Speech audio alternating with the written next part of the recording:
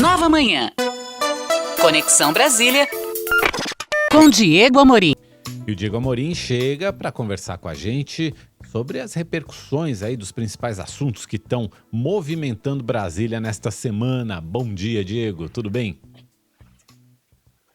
Tudo bem, Mauro? Bom dia a você, bom dia, Michele, bom dia aos ouvintes da Nova Brasil FM em todo o país que nos acompanham nesta manhã de quinta-feira. Essa semana eu tenho recebido tantas ligações, ainda bem, tem muita gente aqui no mundo político acompanhando, Mauro Tagaferri, Michele Trombelli, de manhã cedinho no Nova Manhã Brasília.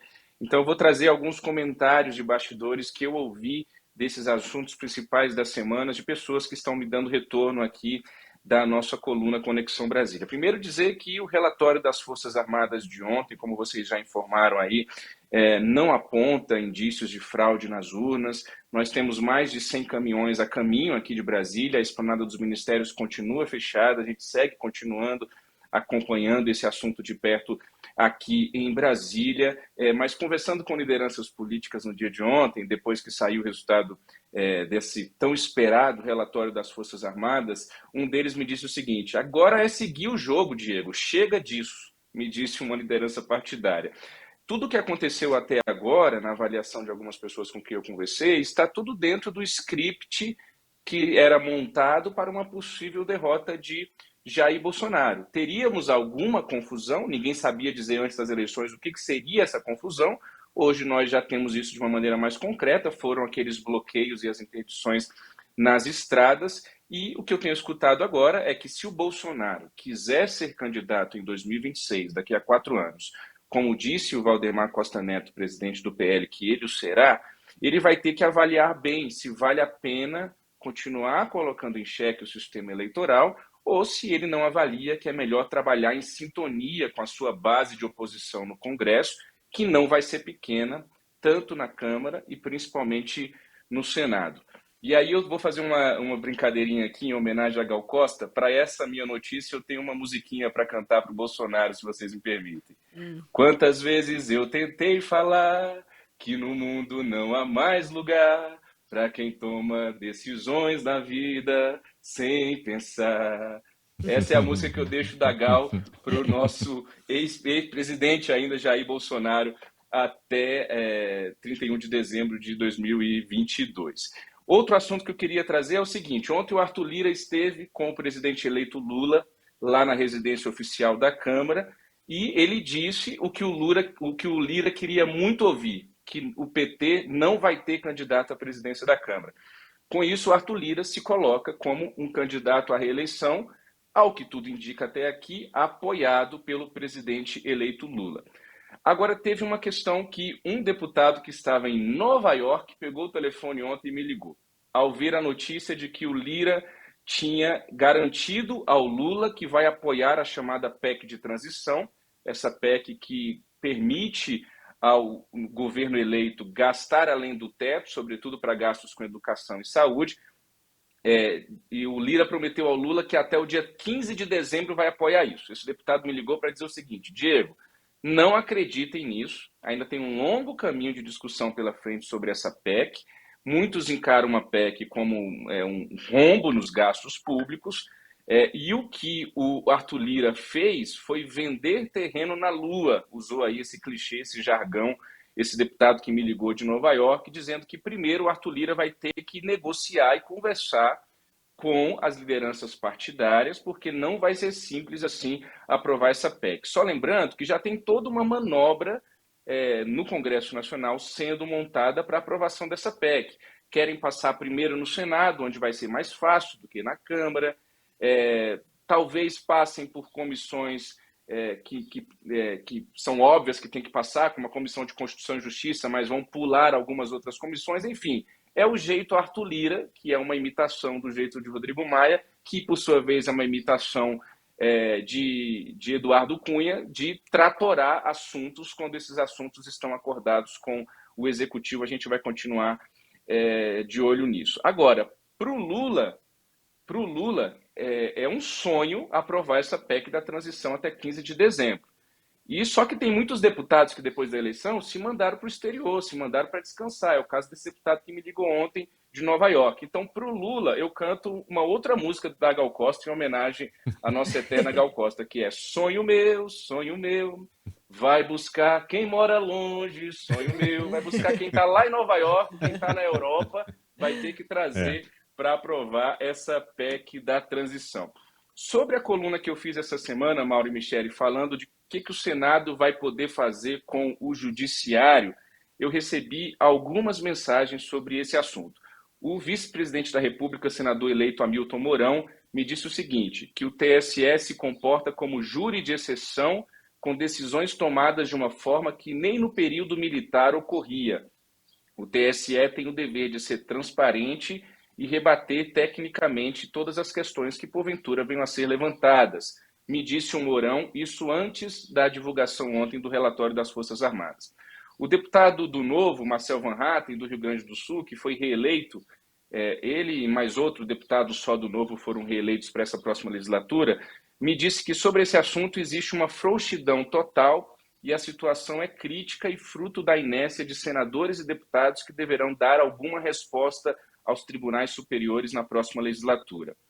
O advogado Luiz Carlos Alcoforado, que é um advogado conhecidíssimo aqui em Brasília, atua junto aos tribunais superiores, foi advogado, por exemplo, do ex-governador do Distrito Federal, Agnello Queiroz, ele me disse o seguinte, a Corte, falando da Suprema Corte, está se liquidificando pelo excesso e abuso de poder.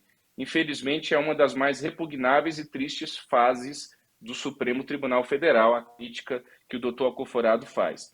O ex-deputado federal Beto Mansur, que é muito próximo até hoje do ex-presidente Michel Temer, me disse o seguinte, o judiciário anda perdendo a mão.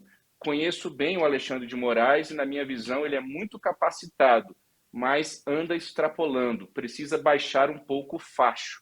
Foi o que me disse o ex-deputado Beto Mansur. E um possível integrante da comunicação do governo Lula, que me pediu para não citar o nome porque está no meio dessa confusão toda de transição, ele queria só me dar a opinião dele e eu queria ouvir gente de todos os espectros políticos sobre isso, me disse o seguinte, o Senado pode abrir uma discussão profunda e não partidária sobre o judiciário, que tem sim inúmeros problemas e deficiências, mas não concordaremos com uma CPI ou com a intenção de punir ministros dos tribunais superiores. Eu acho que, havendo uma discussão séria, cabe uma boa reforma do judiciário, assim como uma boa reforma política. Para finalizar, eu tenho mais alguns minutinhos. Eu ouvi também a senadora Mara Gabrilli e o ex-deputado federal Marcos Pestana, do PSDB, para concluir as repercussões da semana. Os dois me trouxeram também a opinião deles sobre o que fazer o PSDB a partir de 2023. Os áudios são curtinhos. A gente escuta primeiro, por gentileza, a senadora Mara Gabrilli, do PSDB de São Paulo. Bom dia, senadora. Bom dia, Diego. Bom dia, ouvintes da Nova Brasil FM. Eu acredito sim que o PSDB deve se reinventar. Se renovar seja o termo mais correto. Eu vejo o Brasil precisando do olhar do PSDB sempre. Aquele olhar que olha a economia, mas não esquece do social. E nessas eleições a gente vê um rejuvenescimento do partido. Muito me orgulha ver a Raquel Lira sendo eleita como a primeira mulher governadora de Pernambuco. No Rio Grande do Sul, o Eduardo Leite fez história sendo reeleito governador. Eu, mulher tetraplégica, fiz uma grande campanha presidencial ao lado da minha amiga senadora Simone Tebet e ainda ficamos em terceiro lugar na disputa.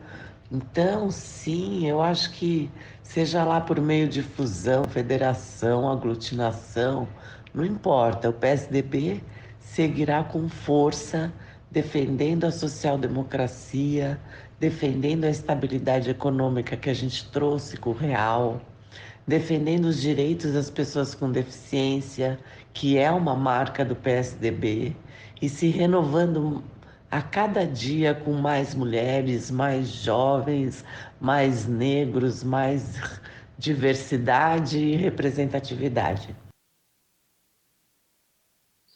Essa foi a senadora Mara Gabrilli e a gente finaliza com o Marcos Pestana, ex-secretário-geral do PSDB, que também nos trouxe a informação dele, a opinião dele sobre o PSDB em 2023. Por gentileza, Pestana, bom dia. Diego, prazer enorme estar falando com você e com os ouvintes da Nova Brasil em todo o país.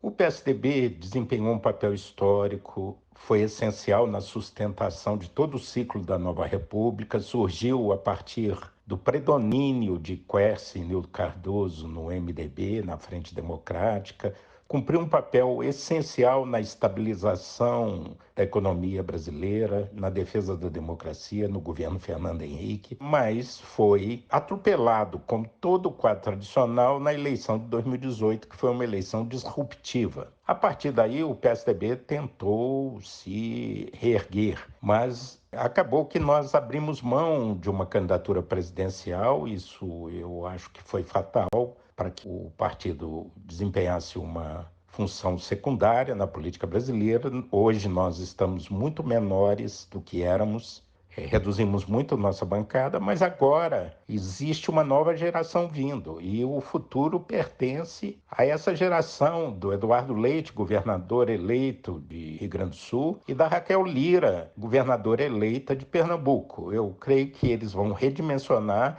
a cogitação de algumas federações ou fusão. É preciso reaglutinar o centro democrático e sob a liderança de jovens como Eduardo Leite e Raquel Lira. Este é o futuro que nós temos pela frente. Tana, com isso eu concluo a coluna de hoje, Mauro Micheli, com esse apanhado de repercussões desses assuntos principais de Brasília, e finalizo com mais uma homenagem a Gal Costa por esse período de transição em que o Lula está tendo que conversar com um monte de gente.